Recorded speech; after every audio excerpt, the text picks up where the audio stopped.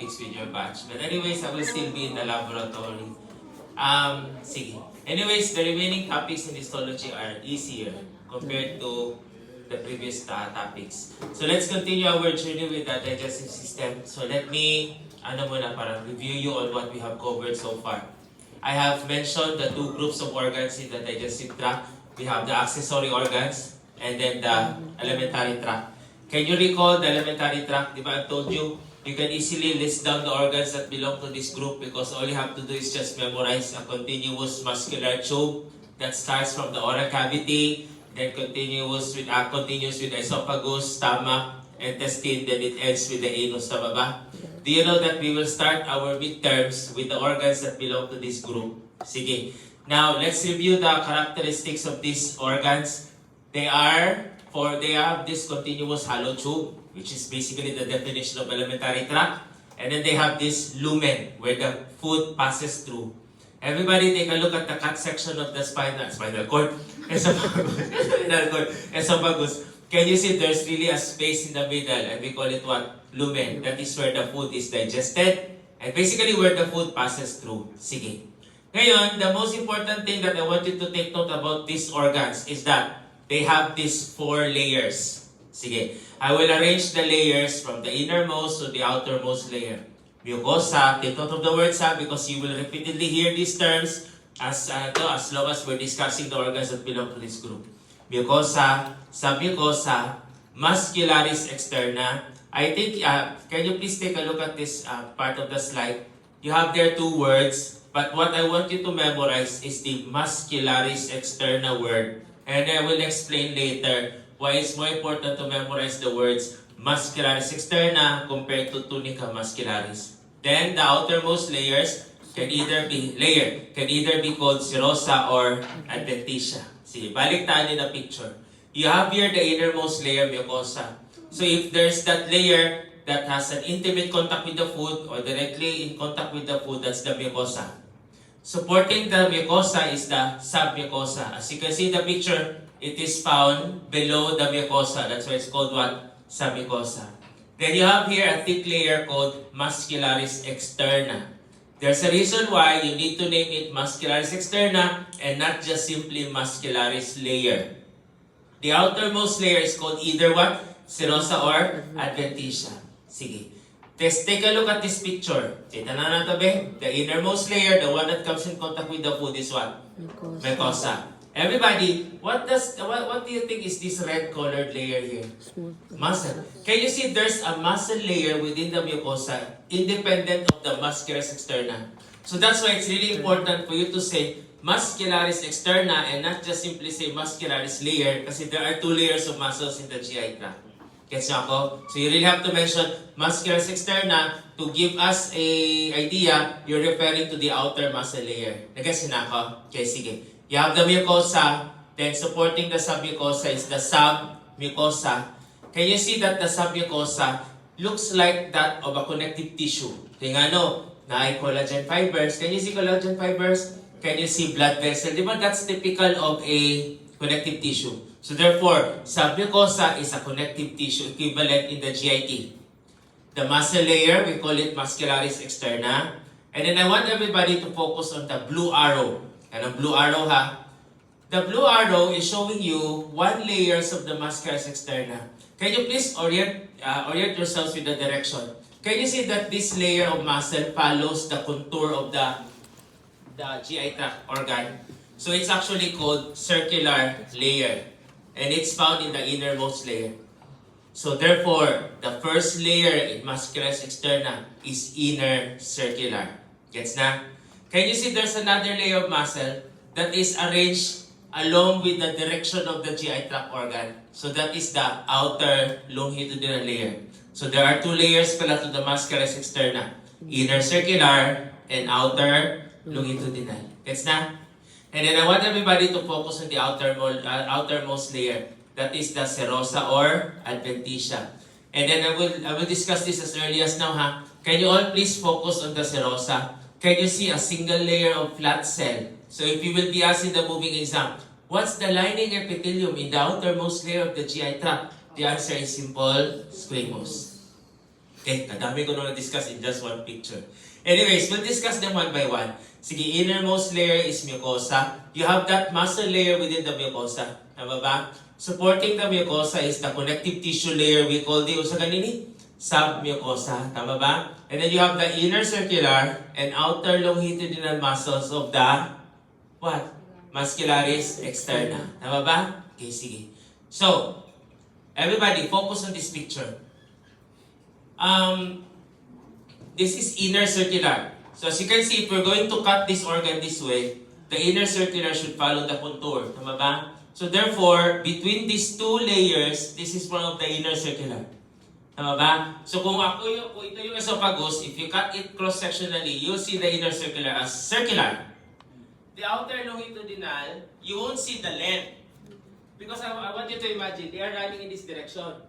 So if you're going to cut the esophagus this way, you will see the individual fibers. Tama ba? So that's why you'll see the individual fibers rather than yung elongated yellow shape.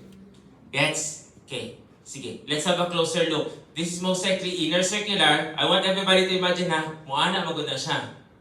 Tama ba? Kaya patuyok man siya. Tama? And these are the individual muscle fibers that run longitudinally.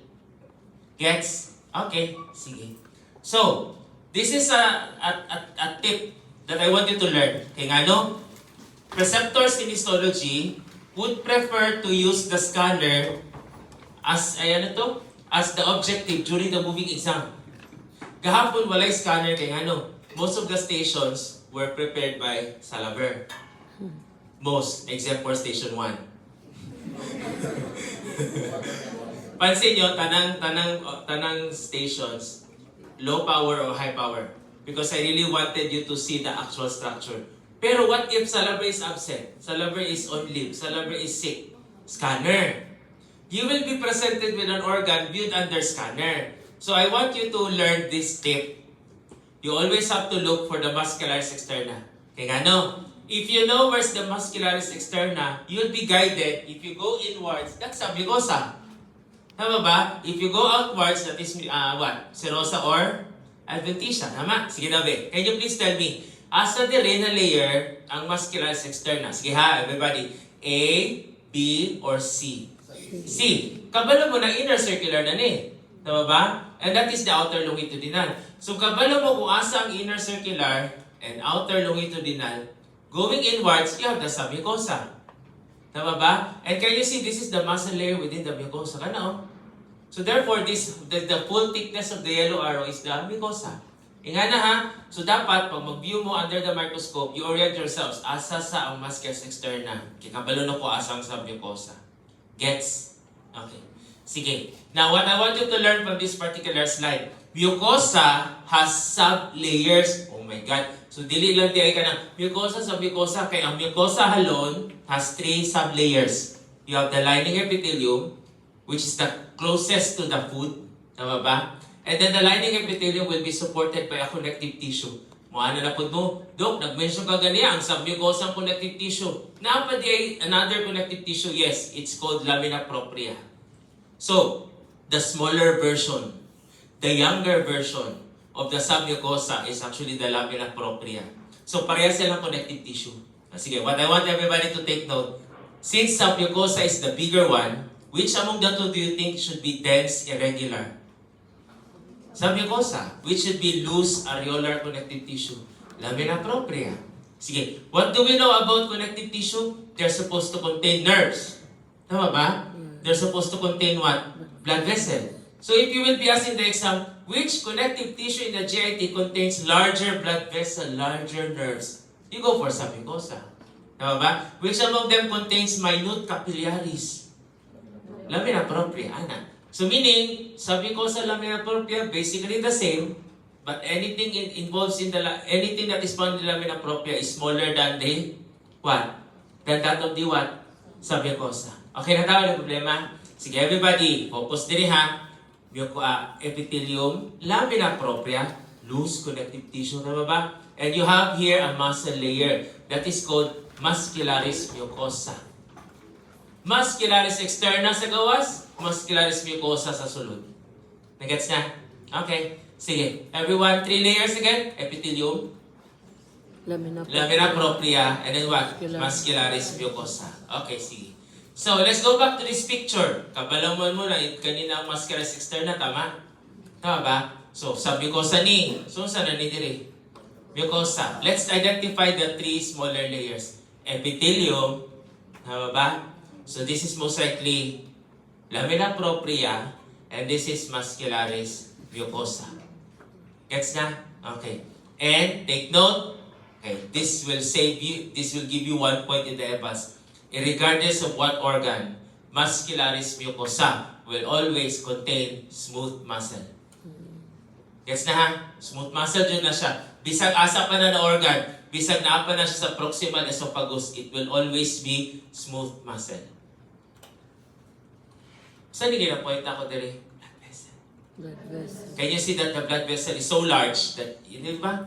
Because submucosa contains large blood vessel. And you can only see small blood vessel. Hindi nga sila visible sa lamina propria.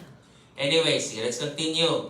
Mucosa, the innermost layer, the one that comes in contact with the food, the one that digests the food, the one that absorbs nutrients. Tama ba? And what are the three sublayers?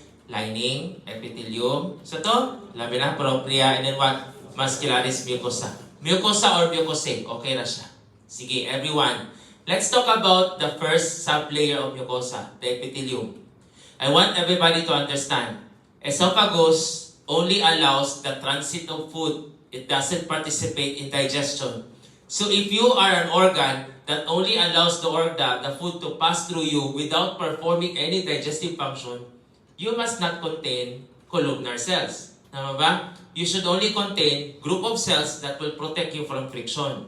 So therefore, unsa ang lining epithelium pag esophagus? Stratified, squamous, non-keratinized. Take note of that ha, kasi later, mag-matter na siya kay ano, esophagus, mucosa. Esophagus, epithelium, versus stomach epithelium. Muana ta later. So that's why dapat kabalo mo. Sige na ba, let's have a general characteristic. Ang esophagus, stratified, squamous, non-keratinized. Tama ba? But since the next organ, which is the stomach, has something to do with digestion, you do not wrap it with stratified squamous. Tama? You change the epithelium to simple columnar.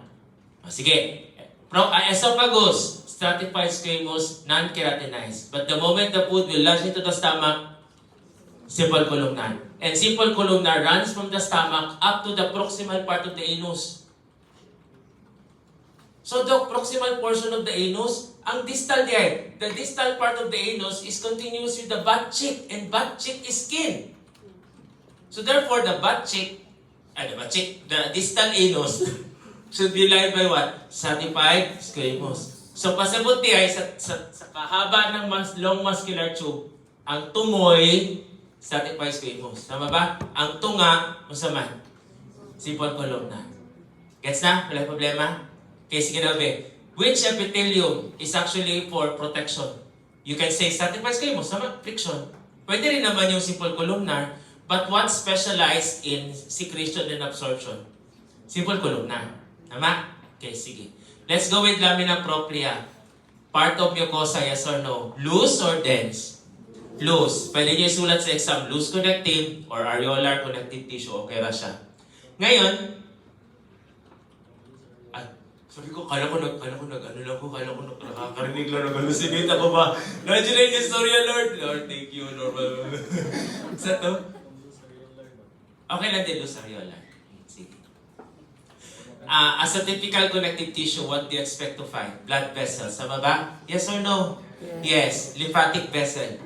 Lymphatic capillary, lymphatic tissue. So, nalapod dira itong mga immune cells. And some glands. Everybody focus daw dire. Focus. Kung sa ganyan yung gina-trace na ko dire karon. Yung mucosa lining epithelium. Kani, lamina propria. Can you see green colored lymphatic tissue? Can you see small glands? So they are really found in the lamina propria. So let's try to prove if all of these are really present. Sige, everybody. This is the lining epithelium. Tama? O can you please tell me what organ? Simple columnar, dili. Esophagus, kaya stratified squamous, tama ba? So if this is the epithelium, the supporting connective tissue is what? Lamina propria, tama ba? Can you see that you have less fibers there? that will prove to you that lamina propria is really loose connective tissue. Tama ba? Can you see the muscularis mucosae there? That's smooth muscle, ha? Sige. Number 1, loose connective tissue. Number 2, epithelium. So, pag-usya po ni, tama? Lamina propria. What is this that contains RBC? Blood vessel. So, therefore, lamina propria contains small blood vessel. Sige, next picture, everybody. So, pag-usya po. Sa ganin supporting layer dali. Lamina propria. Can you see lymphocytes? Tama ba? So, therefore, there are lymphatic tissues. Oh, wait lang. Let's make me proud. Lymphatic tissues can be diffuse, nodular. Di ba? Can you recall diffuse and nodular? O sa ganitong immediately below the epithelium? Sub-epithelium. Uy, klaro naman kayong arrangement dira. Uy, Diffuse. diffuse. Kamu na dyan. Ay, nalang, Lord. Uy, Lord. Alam, gusto mo yung ginapoint ako dali. Blood vessel. Sige na na. And then some lamina propria would contain what? Glands. Sige, so what are the 4 components of your lamina propria again? Ay wait, let's recall na lang. Loose connective tissue, blood vessel, lymphatic tissue, glands. So meaning, kato sila, napot sila sa submucosa, kay connective tissue mo po to, but you have to put the word larger. Nag-guess na ako? Larger ba siya?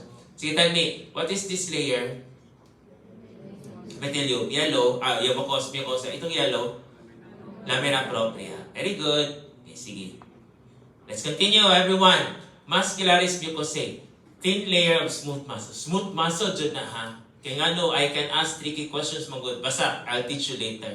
Tagay kayo matrick anima. One mistake to sila always sa evals. Bisag nag-warning na ko. Promise. Kaya makalimot magod. Kung karang katulugon sa klase, makalimot na sila. Sige, everyone. Nakoy basahon na. Produces local movements. Sige, everybody. Let's take a look at this alimentary tract organ. This is peristalsis, tama? Peristalsis is carried out by the bigger muscularis externa. But can you see small movements within the lumen? Yan ang yung movement independent of that peristalsis. You know? That local movement is not because of the muscularis externa. It's because of muscularis mucosa. Can you see them? Can you see the movement? Can you see the small movements? And they are moving without our conscious control. So therefore, what is really found in muscularis mucosa? Smooth muscle din siya. Gets na? So if you will be asked in the exam, what layer allows local mixing of food independent of peristalsis? Muscularis what? Mucosa. Gets na? Sige ha, patay na dyan mo ha. Okay, everyone. Kung saan na naka-highlight in green? Muscularis mucosa. Okay, sige. Now, tell me, what layer is highlighted by the blue star? Epithelium. And given the information that you can see in the epithelium, kabalo mo isang pagus na. Tama ba? Okay. Sige, unsa nila siya na layer? Wait na nga. Ina yung pointer na. Pag-yellow star. Lamina propria. Can you see blood vessels? Okay. Tapos, ma-orient mo na muscularis mucosa na. Tama? So, if this will be pointed during the moving exam, what is the main content? Smooth muscle. Kani, this is the dense, irregular, what? Submucosa. See, let's go with the submucosa. Where can you find the submucosa? Between the mucosa and the muscularis externa. Tama ba? Okay. So, ganyan nasa yan, dense. Irregular. Kung dense, irregular siya, can it support the mucosa? Yes. Since it has larger blood vessel, can it provide blood supply? Yes. Okay. Ngayon, everybody focus on the submucosa. What do you think this red tube is representing? Ito. Blood vessel. Check. Tama ba? What do you think is this one I'm pointing right now? Yan. Gland. Check.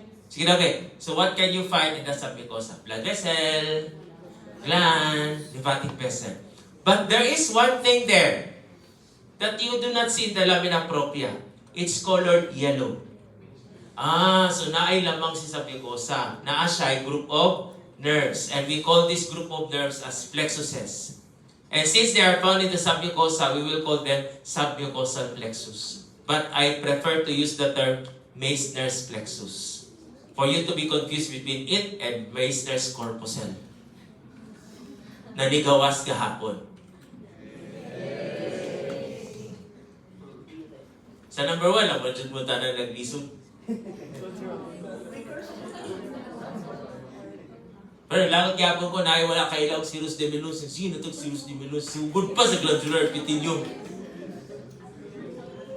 Tapos nagpakita mi parotid na nay adipose tissue sa mandibular. Nasa mandibular adipose to. Nasa mandibular. Kaklaro sa adipose, di ba? Clear? Wala na dyan daminaw sa lecture. Or, kay nga lumangod na cancel ang class na na-memorize na unta to siya. Time. Sige na lang. Sige. O sana naka-highlight sa yellow? Uy! Sabi ko sa, can you see that the glands here are bigger than that of the lamina propria? Tama ba? Okay, sige. Sa gani ni epithelium, lamina propria, muscularis mucosa, submucosa, large gland, large blood vessel. The challenge now is, kabalo naman mo sa blood vessel. Nakabalo naman mo sa gland, di ba? The challenge is the submucosal plexus. Sige. Everyone, I'll teach you how to identify them later. Epithelium, lamina propria, saan ni? Uy, paspas na dapat kayo mag-booming exam lagi. Sige, ano saman? Muscularis mucosa, large gland. Tama ba? Okay. Dense, irregular. Klaro kayo dense, irregular siya. Okay, sige. Sita na ako. Oh, no, booming exam. Pilta na lang na.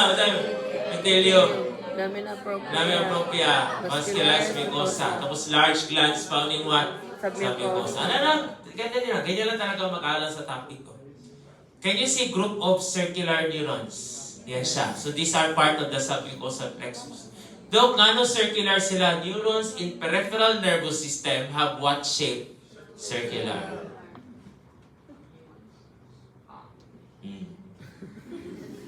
Sige, everybody, can you please look for wait, kung saan na layer?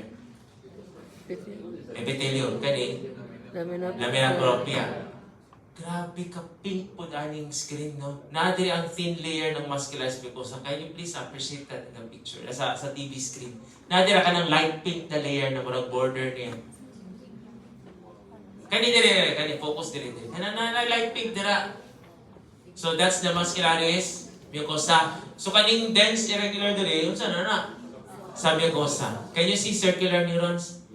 So these are what? Meissner's plexus. When I first taught at the MSF, I had a hard time looking for Meissner's. That's why I don't usually ask them in the moving exam.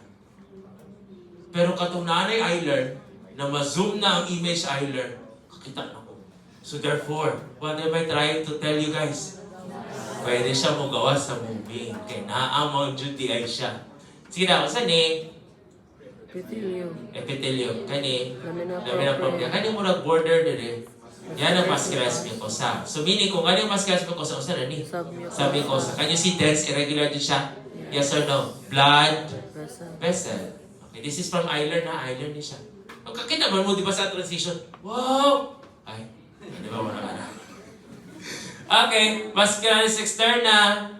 Composed of how many layers? Inner circular and outer longitudinal. Sige, okay na yan ha. Question. Contraction of which will narrow the lumen? Inner Circular. Contraction of which will shorten the tube, allowing the peristalsis to push through. Outer longitudinal. Okay, yan na. Yan naman yung point nun. Pag mag-contract ito, ma-narrow ang lumen. Pag outer longitudinal mag-contract, ma-shorten ang tube. Allowing what? Peristalsis. So, ang nag-push there sa food forward is the outer longitudinal. So, mga nakamano pa manapay circular, syempre, parang pas ma-mix yung food. Eh, basi, ang gikaon, wala ni mo gitchew properly, itulo na mo dayon. So, for it to be broken down, na inner circular. Okay. Sige, everyone, sa arrangement, ani. Si Talawa, Lord. Lord, Diyos ko, section A. Kana, ayaw lagi pag-exam in the middle of the regular week. Inner circular. Inner circular. Katong na-cancel ang klase katong Thursday. Thursday man to, katong na-move, katong histology to din nyo. Na pa may micro, sabay man ang micro second year. So second year students were expecting na magpa-move na lang with me. Kunya na ako. naadiri ang exam week. Naka-mindset na tanan na exam week ni. Kung ibalin na mo next week, ma-disrupt ang schedule estudyante. Ana dyan kung i-push ang micro at 3. Naka-exam dyan sila. Namin diri alas 3, naka-exam dyan sila. At isuma na sila. Una-uma na ang histo that day. Dili mo bangag karon. Sige mo mag-worry na ibayo kayo sa Sabado. Diba? Alam mo yung, di ba dapat this week chill na? Kasi ito yung week sa the entire term na wala kayong evals dapat. Pag-post na ko, let's push through with the exam at 3. Nag-sad face yung mga sakay ko. Kabalo lang mo kung saan reason na ni. Sige na lang, wala na ako nag-explain. Sige na, babe. Bangags, come on, every person eh. Inner circular. Inner circular. Kani?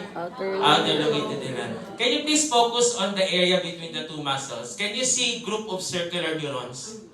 So, naa pa jud the eye, plexus, exclusively found in the musculus externa. And we will name the plexus myenteric plexus. Kaya ano, mya means muscle. But there's another name for myenteric plexus, Auerbach. Say it again. Auerbach. Spelling Auerbach. Wow, nag-study. Wala na ganyan ako nang ibutang dito. Sige, myenteric or Auerbach. Sige, question. Asa pangitaa ang Auerbach plexus? Sa tunga, sa inner circular and outer longitudinal. So, kana lang siya. So, ang point na po is, mas lisod mangitag sa mucosal plexus kay they can be irregularly located. Kani, naadyo siya specific location. Sige, everybody. Unsa ang direction ani na muscle? Inner circular. Bangags, come on. Inner circular. Kani, outer longitudinal. Can you see circular neurons in between them? Yeah. This is now part of your Auerbach plexus. Sige. Arrangement, please. Inner circular. Outer longitudinal. Kung kani ang musculus externa, usa ni na adiri? Serosa. Can you see simple squamous epithelium? Yan na mention ko kanina. Usa ni? Auerbach. Bantay ha? Sige. So, kani ang epithelium, lamina propria, musculus mucous. Paspasan na ako, kaya na, memorize na natin yun. Sabi ko sa inner circular, outer longitudinal. So, naadiri ang Auerbach plexus. Sige. So proud. Do you know that Auerbach plexus have something to do with facilitating peristalsis? If the organ dilates, kung mag-dilate siya, it should cause the distal portion to relax. Kaya nga no, pag dilate siya, ibig sabihin, push niya ng food forward. Tama? So again, pag this area here will dilate, that will be sensed by Auerbach plexus. And its main role is to relax the muscle on the next portion. Tama? Okay. What will happen if nag-dilate na ito, about to push the food forward, but you don't have myenteric plexus on the distal portion? So that portion will not relax. Tama? So it will not allow food to be pushed forward. Tama? So therefore, this proximal portion will keep on dilating until such time it will become large. Tama? And that condition is called Hirschsprung's disease. And that is the absence of what? Myenteric plexus. Alam niyo gawin ng mga pathologies? They remove the area with no myenteric plexus and they anastomose the remaining normal ones. So for example, ani. Pero kani wala na po kung siya nagbutang og normal. For example, naana diri myenteric plexus. Remove this one, tama? Yes or no? Kanina to siya. Alam niyo buhaton sa sa frozen section. Examine dili. Kung nakita na Auerbach plexus dili, pasabot ang nabilin dito na ana. Kasi ako, kung walay nakita dili, pasabot magtawag ang pathologist sa surgeon, cut some more. Kaya wala pa man, pasabot ang nabilin dito, wala pa, normal pa. So the surgeon will keep on cutting. Yes na? Until such time, ma-confirm ng pathology sa frozen section, both sides have Auerbach plexus. So meaning, ang nabilin dito sulod, normal na. You can proceed with anastomosis. Ang question karon, kung saan ng pathologist pagkabalo, nanana both sides. They have to look for myenteric plexus. Where? Between inner circular and outer longitudinal. Sige, so take a look at this one. Inner circular, outer longitudinal. Kani normal ni. Tama ba? But take a look at this one. Naala kay inner circular, outer longitudinal. Huwag kayo makita sa tunga nila. Pasabot man, tawag ang pathology na sa OR. Cut some more. Ana. Okay, which among the two layers, if thickened, it will become thicker, will produce the sphincter? Inner circular.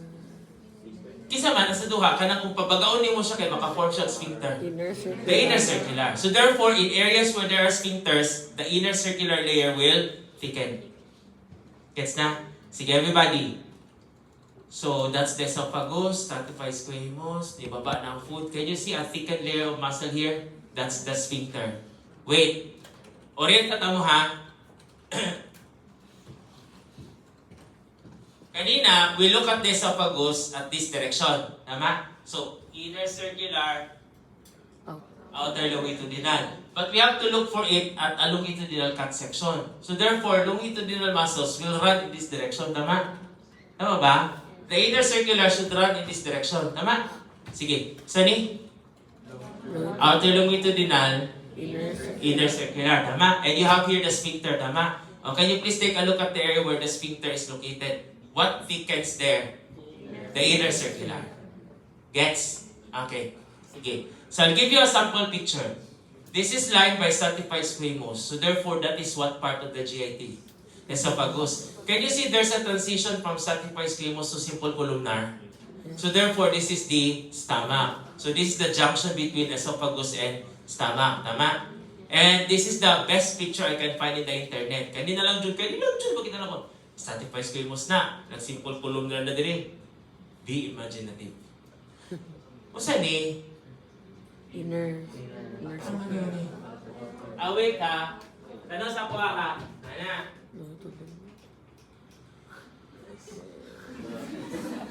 Uy, bataro ba? Ito, ano lang ba? Out. Kaya naman din ang lumen. So, kani ang inner circular. Kani? Outer longitudinal. Okay.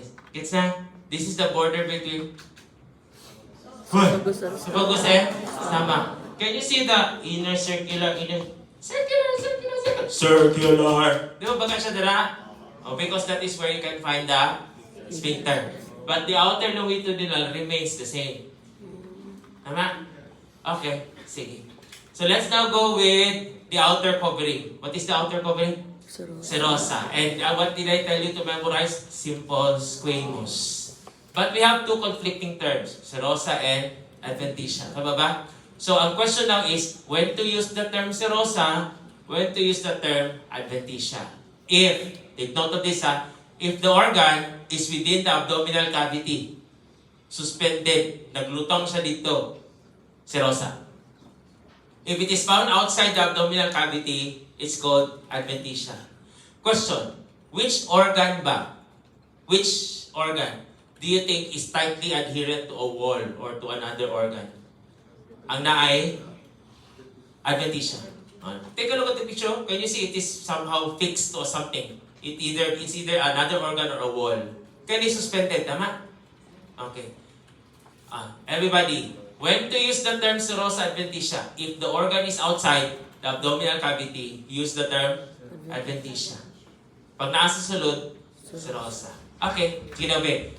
Stomach is within the abdominal cavity, tama? So the outer layer should be serosa. Esophagus, majority of it is found in the thorax. And in the thorax, you have trachea.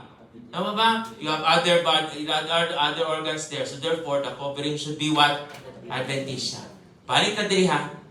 Which among them is more of a connective tissue rather than an epithelium? Adventitia. So therefore, yung simple squamous na memorize na ko sa inyo is only applicable to what? Serosa. Because adventitia is more of what? Connective tissue. Okay. Bantera dito ha. Hindi lagi mag-react ng pointer na ko ay. Simple squamous, serosa. Tama? Okay. And do you know the purpose of serosa adventitia? It is where the blood vessels will penetrate the organ to reach the mucosa level. Okay. Ala, tanaw doon na ito, B. outer longitudinal, no? Yes or no? Yes. Saan yung covering din? Serosa or adventitia. Eh kani, ano man na yung mga bilay. Intestine, no? Most of the intestines are found where? Abdominal cavity. So, serosa, adventitia. With epithelium or not? With simple? Squamous. Okay, sige. Adventitia, present in GIT organs that are found outside. Thorax or retroperitoneal. Kaya ang esophagus, adventitia din ang word. And it is more of what? Connective tissue rather than an epithelium. Wala na tira sa mga notes sa previous years. Wala na siya. Promise. If you want to get this one correctly in the exam, write down. Adventitia, more of connective tissue rather than an epithelium. Na, okay, next. Wala mo nila. Okay, ang esophagus naman siya sa gawas. Ano siya? Adventitia. Any organ that goes to the retroperitoneal area. Advent. Ano ba? Adventitia, serosa? Adventitia. Kanina natin susunod? Serosa. Okay, pantay ha? Sige. Tell me, we have removed the organs that belong to the abdominal cavity, exposing now the organs that belong to the retroperitoneal organ. Kung saan na naka-number 2, 3, 4? Duodenum. So therefore, the second, third, and fourth portion of the duodenum are covered by what? Adventitia. Ang first portion niya, since it is continuous with the stomach, is more of what? Serosa. Gets? What is this? Yeah, what part of the colon?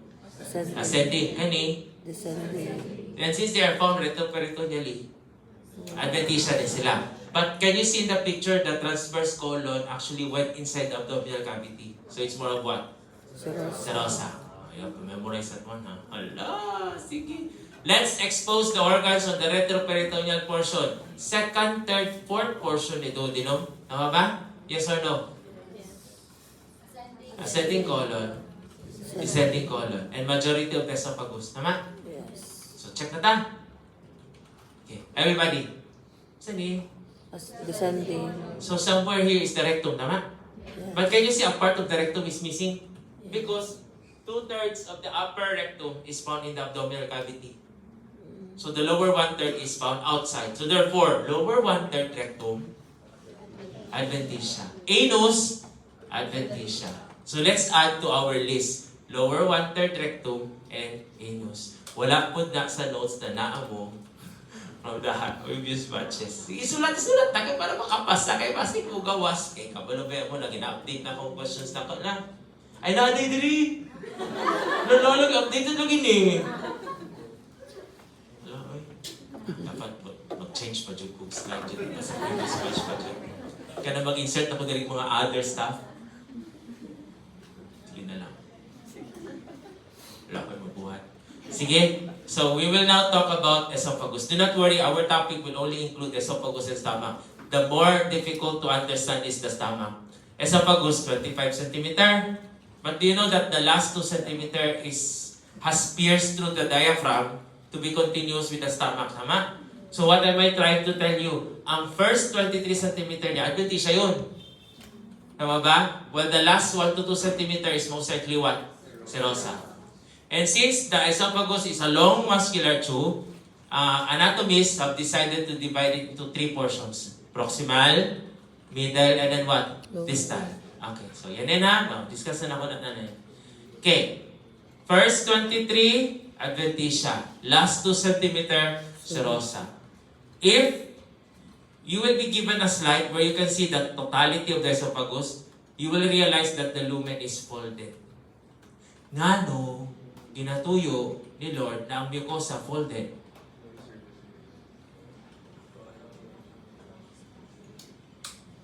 Ano kayo role ni esophagus? Passage of Passage. food. Imagine na ba, kung fix siya na tunnel na bilog, tapos naghab-hab ka, nagmukbang ka, di ba? Kung dako kay kag bolus na gikaon, the esophagus cannot accommodate the big size of the bolus. For it to do so, it must have ability to stretch. And for it to stretch, it should have folds inside. So meaning, kada swallow day na the folds will disappear. And they will reappear after swallowing. So that's the purpose of the folded mucosa.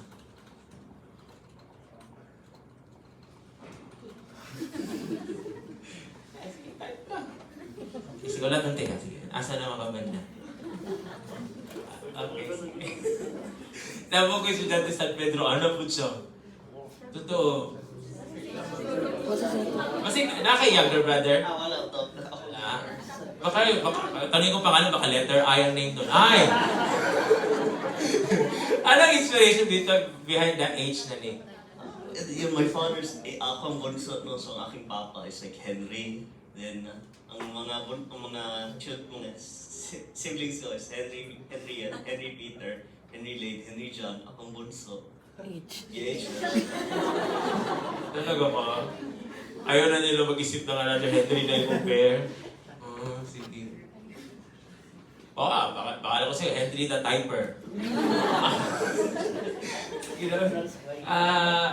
Wait, question. Sige naman tagsugod yung lecture ganyan. Asan yung gina-base na esophagus siya? Sa epithelium. Ganito kasing gawin natin. Di ba naman tayo 4 layers? Usabon na natin sila kada organ. But what I will do with the lecture, di na ako i-highlight. Submucosa, esophagus, large blood vessel, large lymphatic. Kaya human naman taanan na basic niya. So what I will do is, I will highlight which layer has a specific characteristic for that organ. Di na ko mana, the lamina propria of the esophagus, loose connective, small blood vessel, small lymphatic. Kaya yun naman yung basic about it. So buhato na to, what layer will help us identify that that is the esophagus because that is unique to the esophagus. So therefore, highlight na to dire, dili ta ma-highlight yung lamina propria. Kaya same lang man na throughout. What we will highlight is the epithelium. Ana ang pag-study na to GIT organ. Okay, sige. Question, butang kong star. Ano butang kong star? Kasi that is something unique to the esophagus. The epithelium will be stratified, squamous, non-keratinized. So pagkakita niyo pa lang sa moving exam, kana na siya, esophagus na na. Pero ituyo na po ng station 1, thick skin di ay. wala mo man naman ang skin, prelims naman siya. Wala, na-trick galing mo panutit. Lagot kayo mo.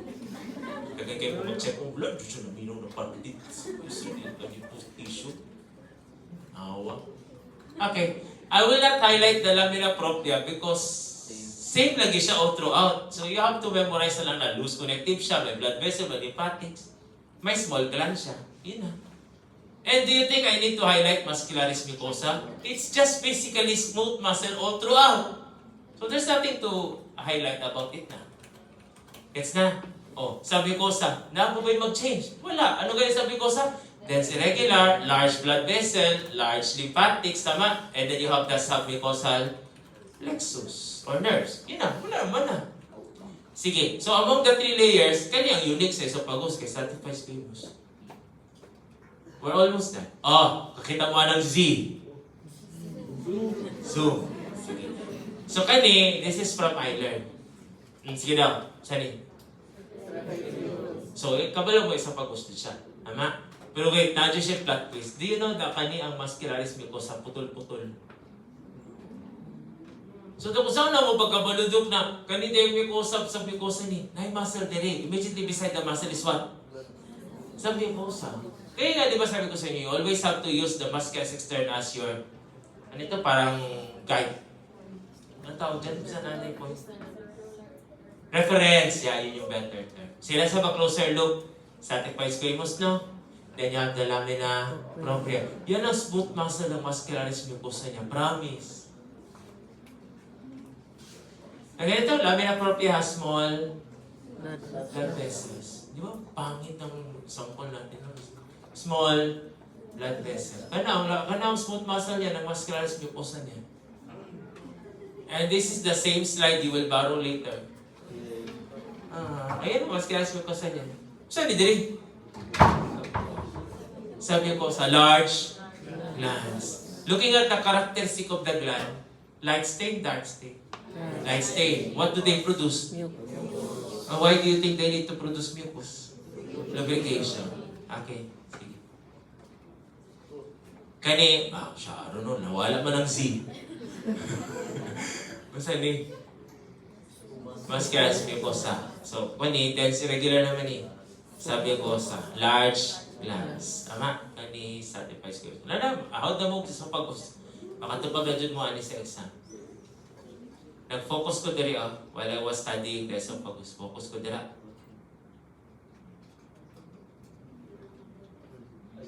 Our box. A joke. Tapos nagkaroon ako ng intellectual orgasm. Uy, round shape. Our box. Ano may enteric sa mucosa ni? Sa mucosa pa the glands of glands. May enteric mo. Tapos nagsige pa tag-explain kayo na may enteric nga sa tunga. Sa duwa ka muscle. Sisters. Si Tanawa. Ipagawas dyan ako ni sa mubing sa daghan kayo may enteric. Ayan ang round shape. Pangit na ang ano kasi grabe super zoom na siya. Oh, you have to look for this later ha. Paunahan mo hanap yan ha. Okay, sige. So, yun na. I don't have to highlight sa mucosa na. Let's go with muscularis externa. Ngano nagbutang kong start dira? There's something that you need to learn. Kaya ngano? Diba the esophagus is divided into 3. Do you know the 3 portions? Do you know each portion contain a different type of muscle? Ang proximal 1/3 is still skeletal. Middle 1/3 mixed, skeletal and smooth. But when you go down to the smooth, since it is continuous with the stomach na, the muscle layer has, the muscularis externa has what? Smooth muscle. Gets na? Uy, that is something you need to memorize, ha? Sige, everybody, take a look at this picture. Ala, anong cut section ito? Skeleton. Cross section. Kani longitudinal, tama? And can you please tell me anong orientation nitong muscles na to?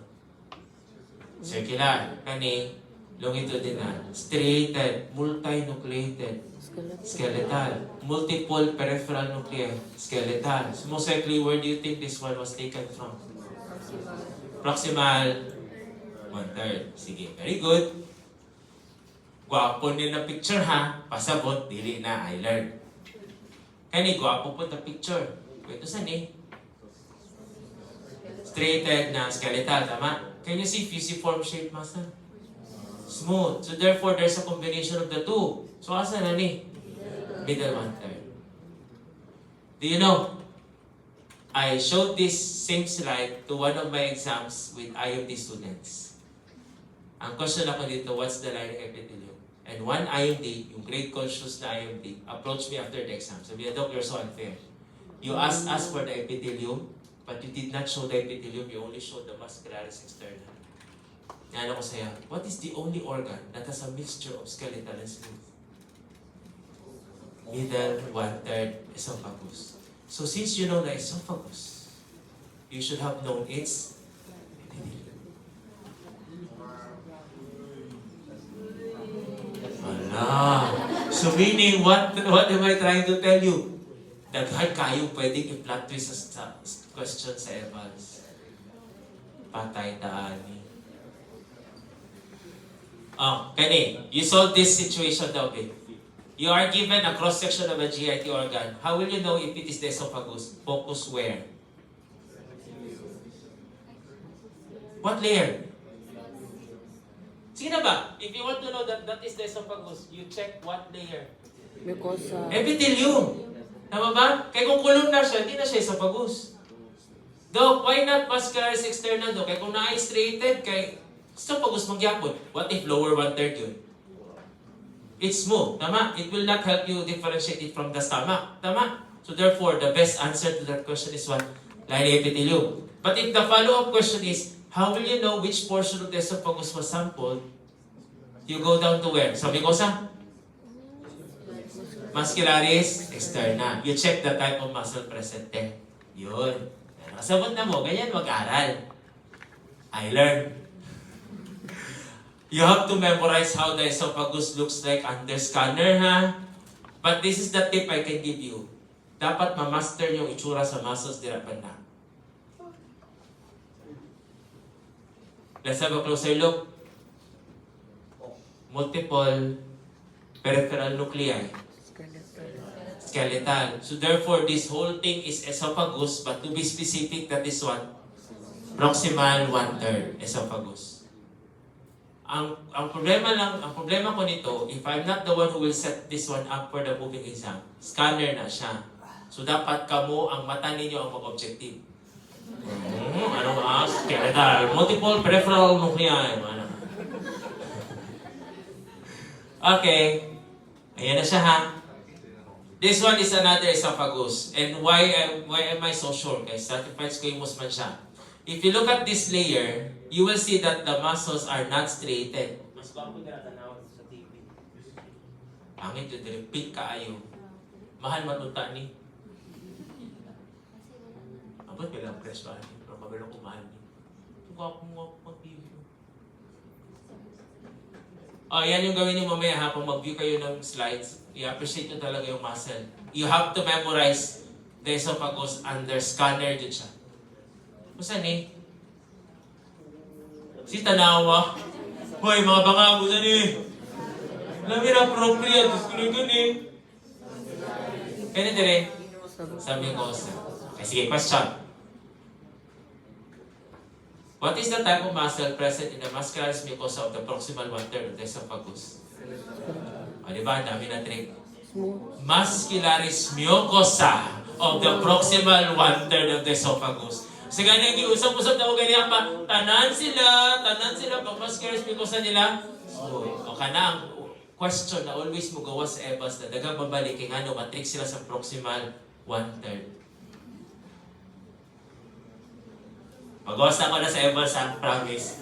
Tanang mamalik, i-post yun ako sa GC ha.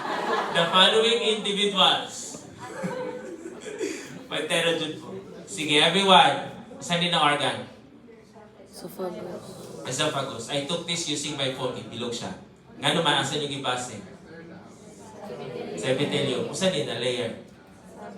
Pantera dyan ba? Saan din na layer? Mucosa. What's the main content of the pointed layer? Smooth muscle. Pantera dyan na. Saan din? Lamina propria. Containing blood vessels. Tama? Small blood vessels. Okay. Then, bakit bumalik-balik ang picture? Blood vessel. Lymphatic tissue. Tama ba? Okay, sige. So, pantay ha. Ayan ang i-examine nyo later ha. Muscularis mucosa. Submucosa. Inner circular. Can you please check the muscle? Straightened, non-straightened. Kasi kung straightened yun, di ba? Cylindrical talaga sila. Kaya yung mga fusiform shape eh. Smoothing. So therefore, what portion of the esophagus is this? Lower 1/3 or distal 1/3. Okay na po siya. Saan sige daw, Bek. May muscle dyan, may muscle dyan.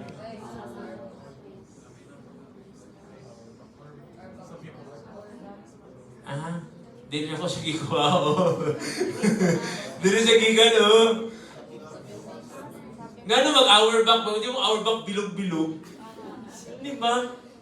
Collagen fiber na, Kasi sabi ko sa... sige, paalam mo dira. Sabi ko sa nina. Okay. Wala siguro kayo nakita na hour back aning natupag siya. Ay! Pasi kani. Pero I'm not sure kasi dili magod na ako na zoom na. Ayun! Alam, I'm so intelligent. Inner circular. Outer longitudinal. Tapos pag zoom, kita mo ng mga bilog. So what are these? Our back plexus. No, wala din. Kasi mong our back din. Wala din fiber na. Okay, sige. So okay na ta ha. Question. Nasaan ni yung organ? Esophagus. Wala, bigla nag-symbol columnar. Asa na tayo padulong? Stomach. Ladies and gentlemen, we are now about to enter the stomach. Wala dyan tayo pagkaon, nagitulon, no? Everyone, unique characteristic of the stomach, and you need to take note of this. Ang muscularis externa niya has 3 layers.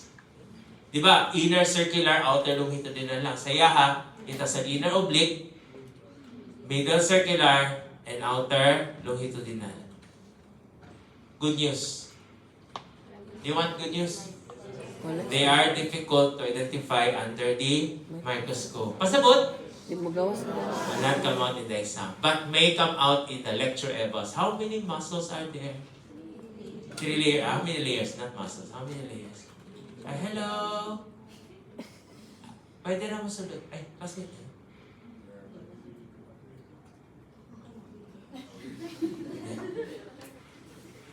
Okay, the most dilated portion of the GIT is the stomach because that is where food stays the longest. Tama ba? So I don't have to discuss that one, ha?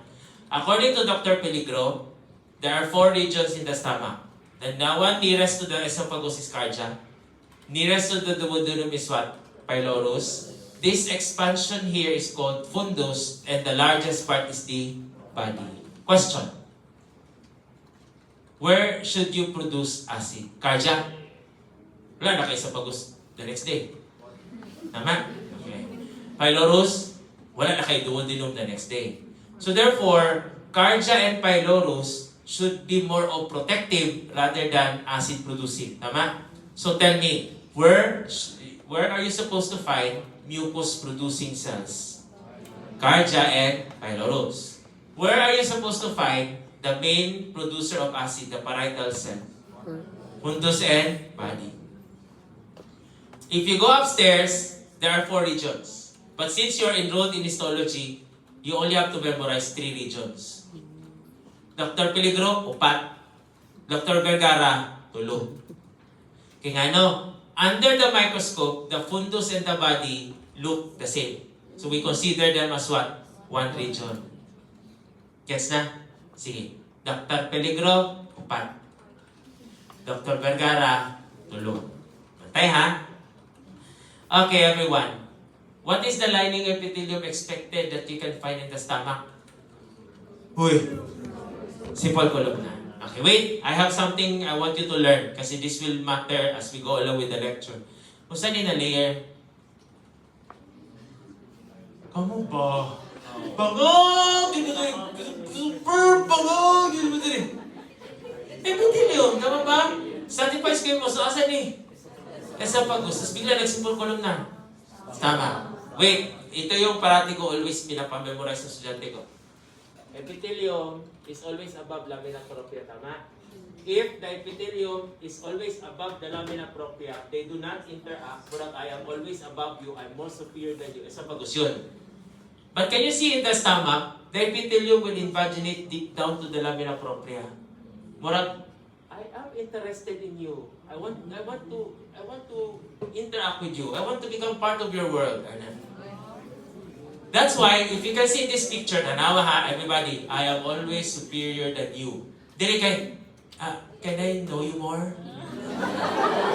That's not.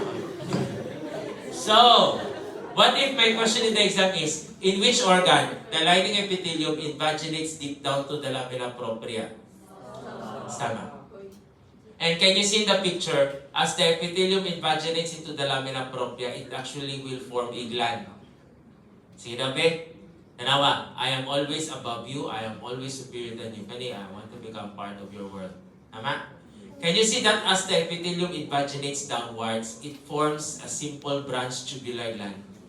And ladies and gentlemen, that simple branch tubular gland is your gastric gland.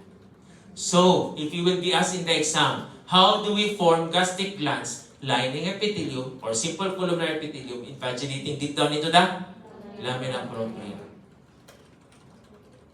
So far now, ang best moving exam scores nyo was the moving exam yesterday.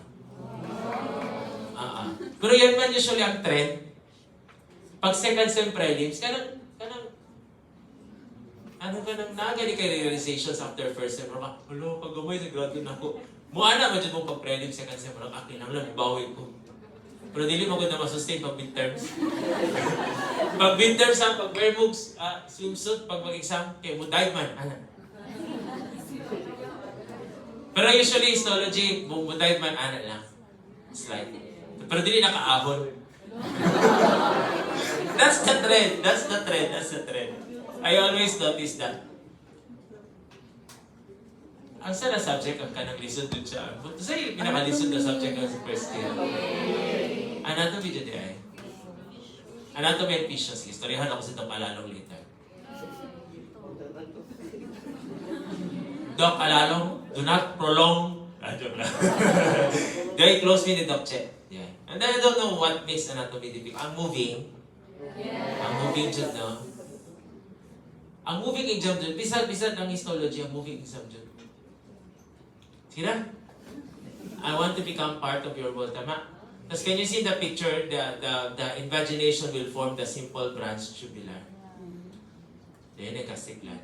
And, yan na, gastric glands are formed by the invagination of the epithelium to the lamina propria. Kasi ang epithelium, simple, columnar. Kaya na ha, wala na problema ha, nakasabot na mo na ha. Ladies and gentlemen, kanang ginamemorize nato karon, mucosa pa lang na, wala pa tayo baba sa mucosa. So there are more to the stomach. Wait, simple columnar epithelium invaginates into the lamina propria, forming the gastric gland, tama? But you have two terms to memorize. Gastric pit, ano dito? Gastric pit, gastric gland. Sino words again?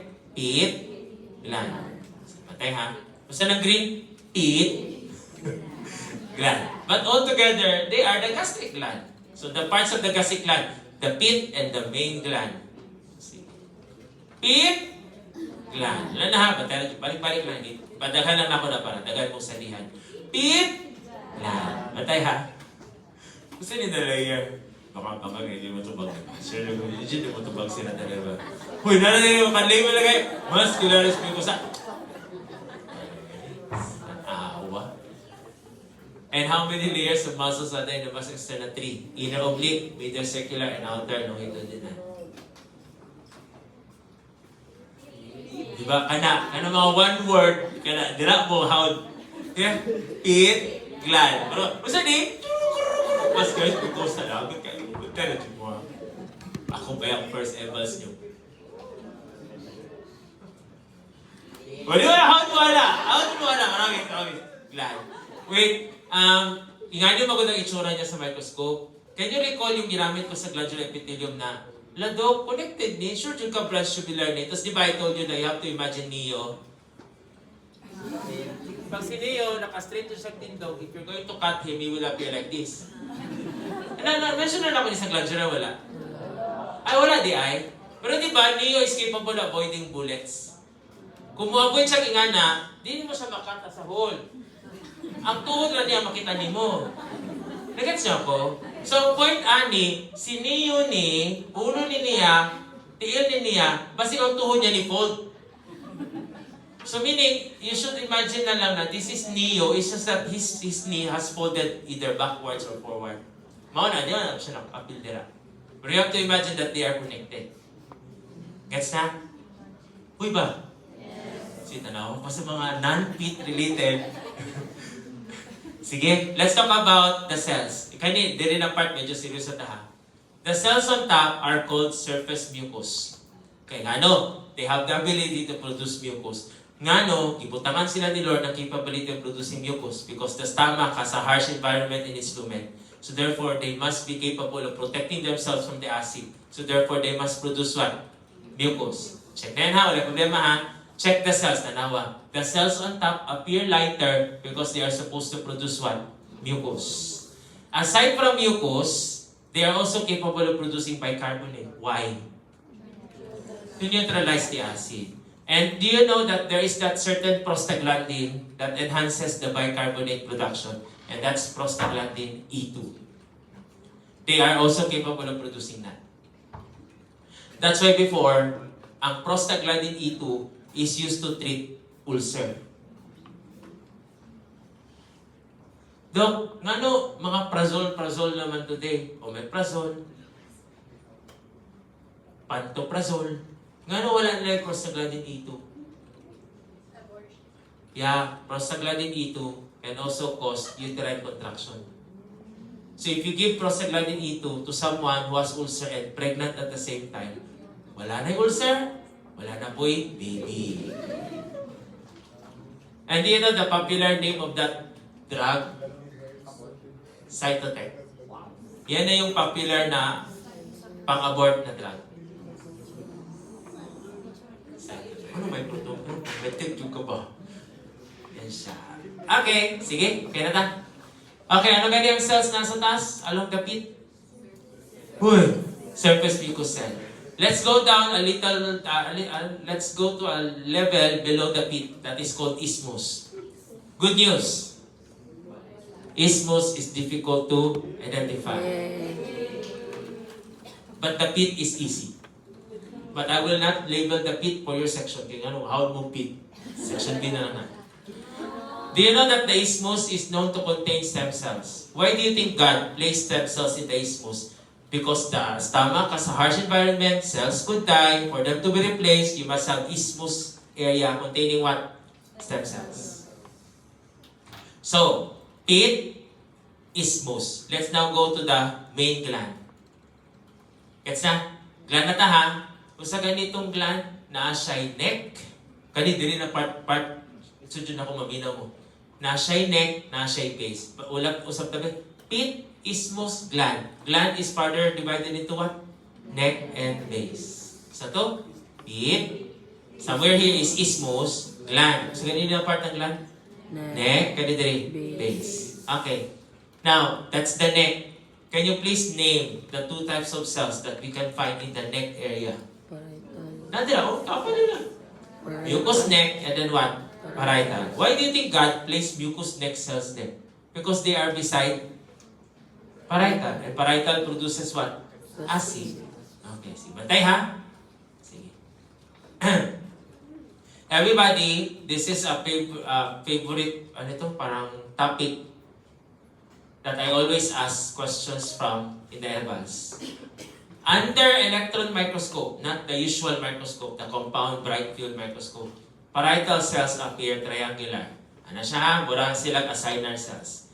And take note, under H&E, they appear red. So if you know that the organ that we are viewing is stomach, anything red there could be parietal cell. Yes na? Uy. Okay. Now I want you to check a parietal cell, triangular. Can you see that there is that network of canals? Okay, we will call them canaliculi. So dahil mga canal di ay, so dira moagi ang acid. We call them canaliculi. Can you see finger-like projections? Okay, those are called microvilli. So if I will ask you in the exam, the canaliculi are found between, basta ba mga finger-like projection? Microvilli. So microvilli, found between microvilli are canaliculi. Sige na ba? They have these extensive canals we call canalicular system, or just simply call them what? Canaliculi. O canaliculi. What are these finger-like projection? Louder please. Okay. Can you please read that word that starts with letter T? Basa.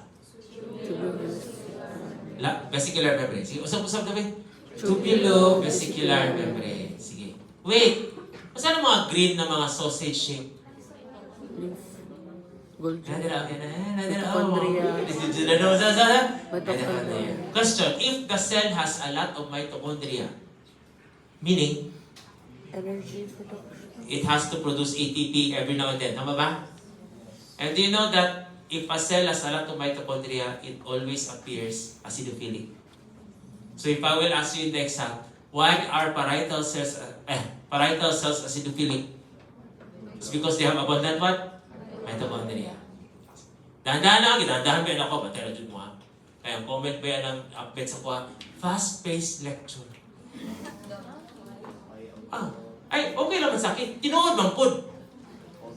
Na estudyante, Dok, tinuod man dyan, Dok, fast-paced ka kasi sobrang rin mo ka-memorize sa lecture niyo mo.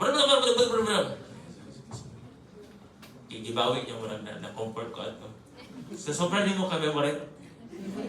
Na-feel ko ba nag-ego ako? Uy, we listen to your evaluation. Maganda nga eh. At least aware ako. O, dalawa ka rin. Di ba, dahan-dahan? Wait lang ha. Na ako ipapasyatin niya. Sa ganyan yung finger-like projections. Kaning space. Basta hindi mo lang mga crescent sa sulod. Ay, tubulobesicular membrane. Can you please check resting versus active? Which among them has numerous tubulobesicular membrane? Resting. So meaning, they become useful when the cell becomes active. Kaya ano, this tubulobesicular membrane will fuse with the membrane. So basta mo add on sila sa surface area. And do you know what these tubulobesicular membranes contain? They contain, basa. And di ba you are aware that it's the proton pump that produces hydrogen? Tama? So kung resting ang cell, dapat gamay ang proton pump. You have to hide them somewhere else. In the form of what? Tubulovesicular membrane. But if the cell has to produce acid, it has the need for more proton pump. That's why tubulovesicular membranes used with the membrane. Yan. And why do you think there should be abundant mitochondria? This is a pump. A pump will always need ATP. Ayun na. So, Q&A. Exam. Which among them has more prominent microvilli? Resting, active. Active. Which among them has fewer tubulovesicular membrane? Active. O, yun na. Yun na. Sabot na mo. And what is the other role of the parietal cell to produce intrinsic factor, which is necessary for the absorption of what? Vitamin B12, which I will not elaborate further because this is so biochem. And I know you have good grades in biochem. Especially in your SGDs. Alam rin. Parietal, ako na naman ito ba? Tawag ka. If you see lighter staining cells beside parietal, then most likely they are the mucous neck cells. Good news, wala tayong gwapo na slide na makita nyo din yung neck area. So okay lang. Okay lang na kahit hindi nyo memorize yan. Okay lang. Hala, red. Parietal, ako na lang tumag eh. Alam mga light stain, mucous neck. Okay. But you don't have to memorize them. Kaya wala tayong gwapo na slide put. Okay, let's now go to the base. Do you know that the base has more cells na ay parietal? Patay-tani. Enterochromaffin-like cell. Paspasan ako. Chip cell. D cell, G cell. Ano, habol niya? Habol niya ko?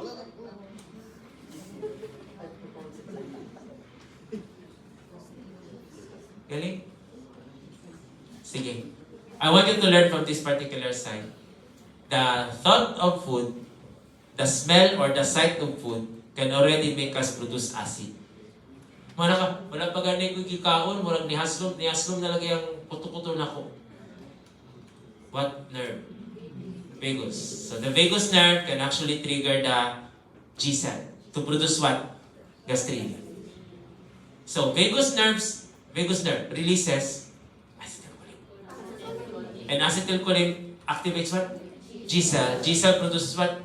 Gastrin. Gastrin activates parietal. Alam niyo ang purpose nga nung kinang-insert kong fisyo? Kaya ma-explain na ako ni tanang cells natin. Na, kailan na mo kay G?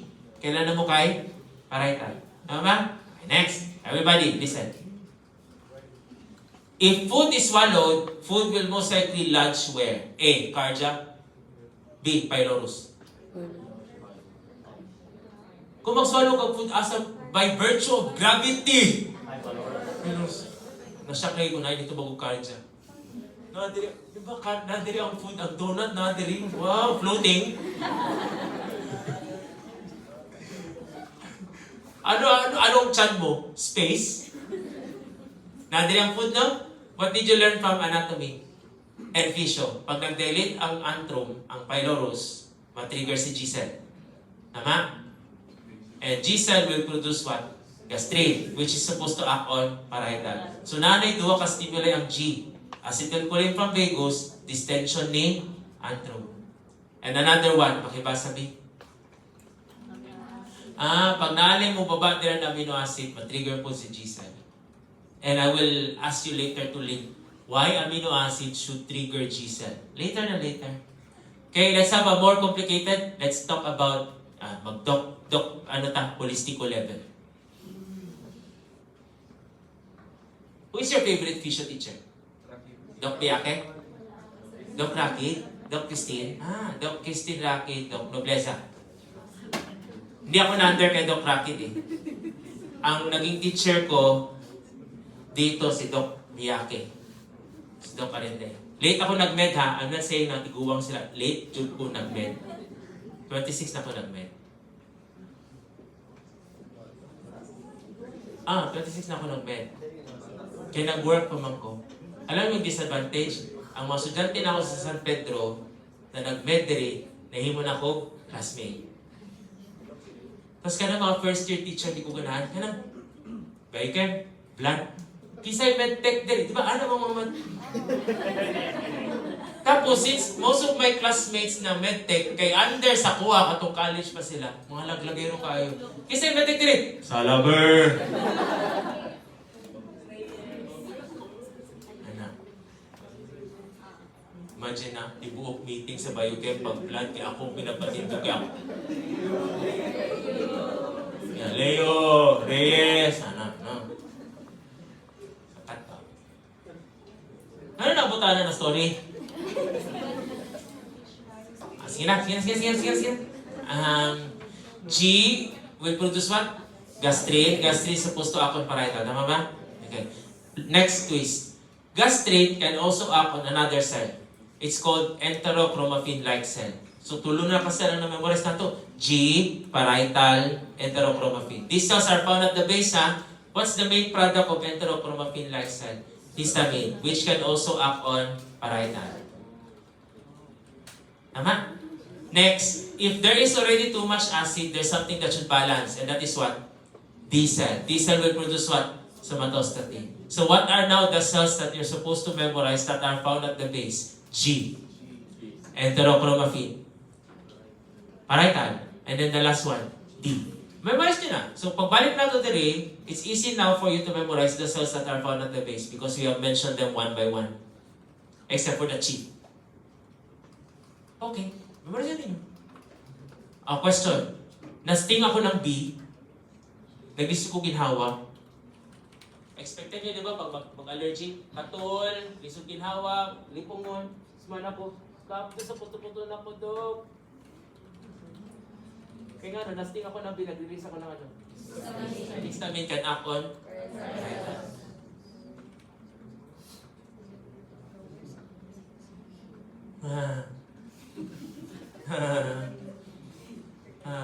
sige na lang. Eh, murag, karoon na naman, Ano nga yung role ng HCl? It's supposed to act on pepsinogen. So the pepsinogen will become what? Which is known to digest what? Maudi si G cell, sensitive siya sa amino acid. Kaya nga no, ang main point ni HCl is to convert pepsinogen to Pepsi. So, na-memorize na ninyo. Yan na yung summary, ha? Food, stomach, G, gastric, parietal. Okay? Pwede ko na ito skip. Pwede na. Okay. Everyone. Ano lang dapat yung memorizing sa stomach? If it is red, parietal. If it is blue, G. Do not mind the other cells. Ay, kaya lang din sa diyan mo sa topic ni Madok. Oo. Sige. Red, parietal. Blue, G. Bantay, ha? Sige. Bantay na dyan.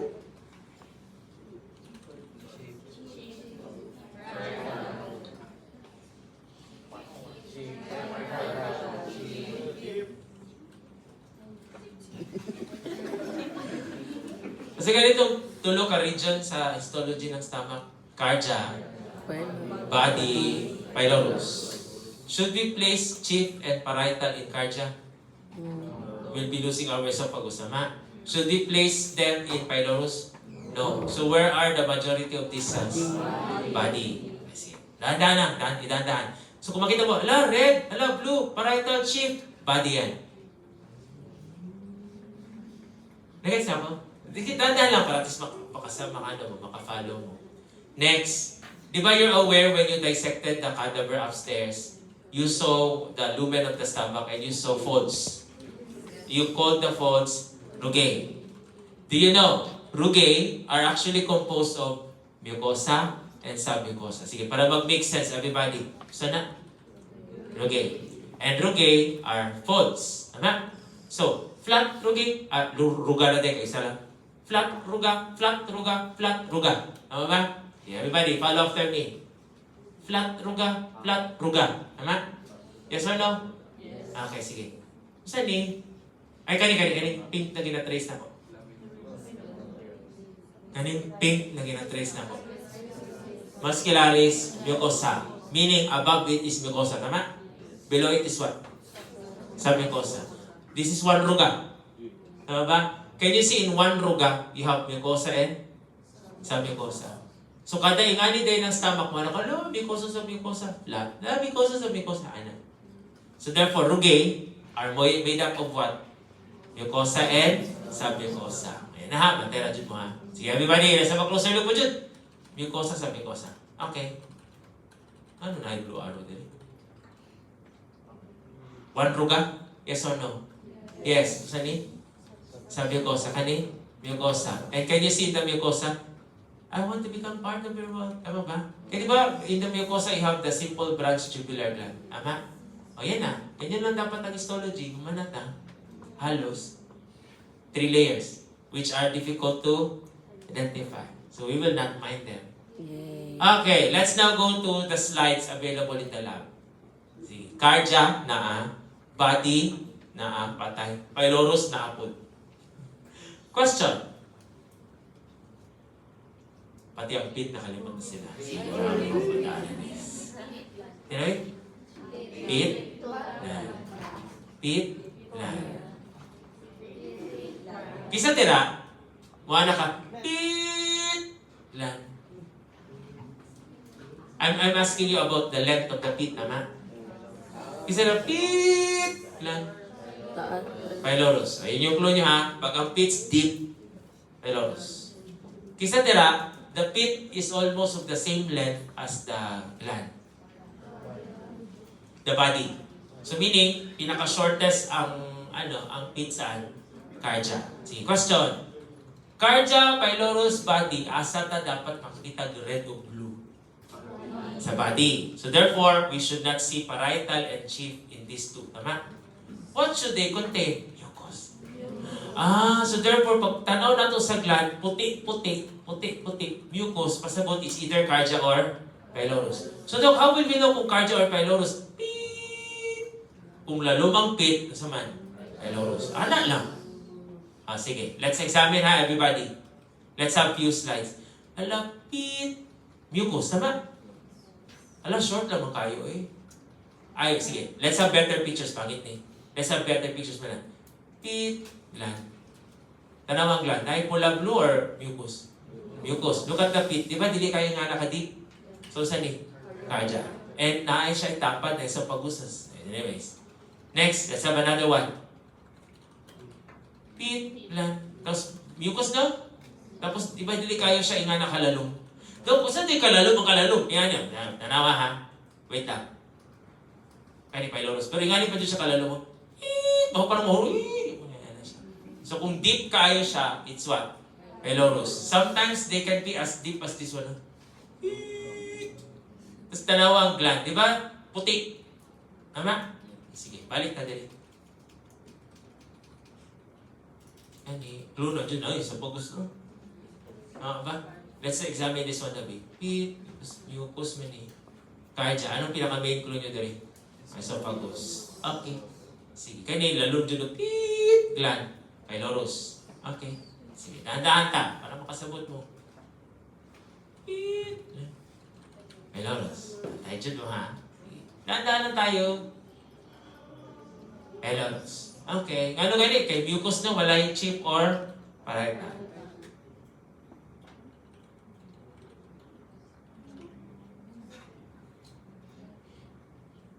Pylorus? Cardia? Body. Ngano body? Nagagparietal o nagpula kayo, pinkish. Body. Sige, pero pangit yun siya na picture. Kani? Nga naman body? Nagagparietal. Tama ba? Yes or no? Sige. Ngano body? Nagagparietal. Yeah. Oh, I learned ni ha? I learned oh. Next. Nga naman. Deep ang pits. Tama? Tapos mucus glands. Galing! Yan lang yung slides na i-view nyo. Ngano cardia? Short yung pit. Then you have mucus glands. Tama? Okay, sige.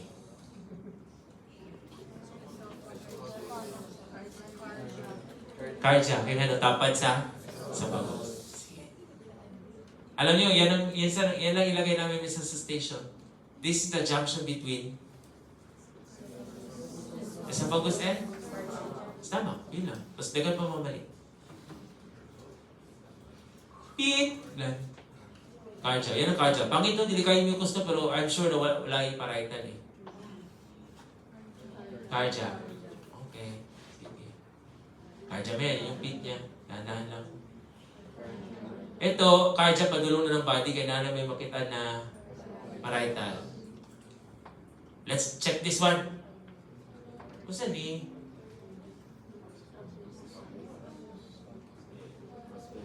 Sige, kusa ni?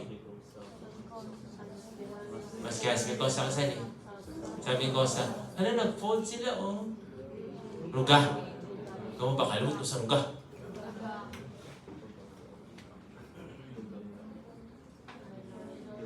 Ano man? Ano pylorus? Deep man ang pit, sama? They end up with what? Mucus glands. Sama ba? Okay. Mucus na oh. Sama ba? Okay. Ruga. Kani, let's have a closer look. Ano body? Kaya naway makita na blue na chip, naway makita na red na parietal. Parietal.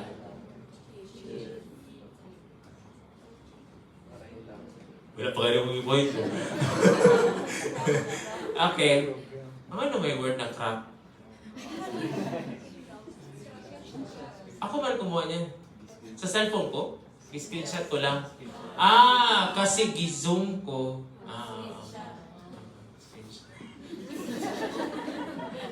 Sorry, good. Hindi ko.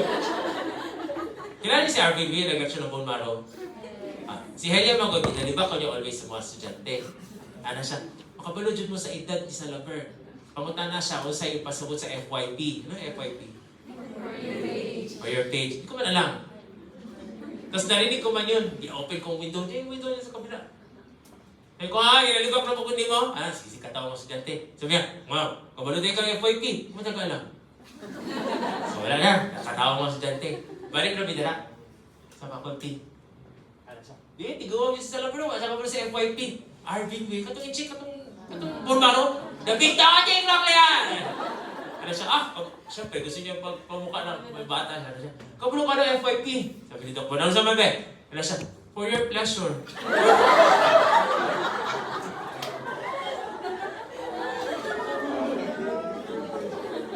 Pleasure. Wait, kumanat ang pre-lab po.